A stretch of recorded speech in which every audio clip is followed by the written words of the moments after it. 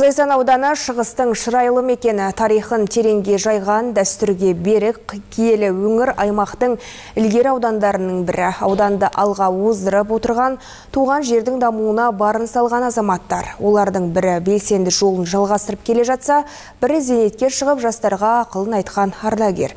Соның бірі аудандық газетке саналы ғұмырын арнаған Нұркамал Серікбаева жеміз.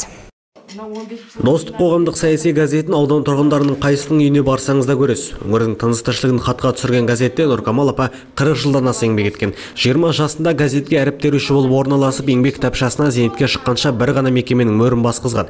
Еңбек ардагерін аудан әкімі мен аудандық мәслихат төрағасы келіп құттықтап, Зайсан ауданының құрметті азамат атағын табыстады. Игіліктің ерте кеші жоқ дейді, туған жердің марапаты дейді. Сондықтан осы ұжымның бізге берген ұсынысынан кейін мәслихат бір ауыздан қолдау білдіріп, апамызға Зайсан ауданының құрметті азаматын беріп жатырмыз. Құрметті азамат деген ол ауданға қай сала болмасын, еңбегін сіңіріп, ауданның әлеуметтік экономикасына, қоғамдық саяси өміріне ерекше еңбек сіңген азаматтар. Нұркамал әже еңбек еткен тұста газет өндіріс ауыр ет деп еске алды балалары. Бүгінгіде техника дамымаған, әр әріпті жеке теріп, көз майын тауысып, қолғарын талдырған. Жұмыспен қатар отбасында адал жар, асыл ана бола білді.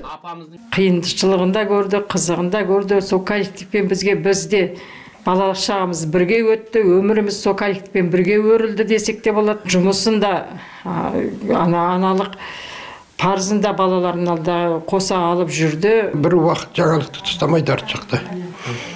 Сол енді өнегесі көп, ақылы бәрі өзіне сай болды. Енді бір қызметте бір орыннан келе шықты зейнеткерлікке. Жұмысына бейім тиянақты зейнеткерді кейінгі әріптестері құрмет тұтып қашанда мақтан етеді. Ауылдың ардақтысы бала шағаның ақылшысы болып отыра беруін тілейміз дейді ұрпағы. Данияр Қайратұлы, Мақсат Нығмедов, Алтай ақпарат.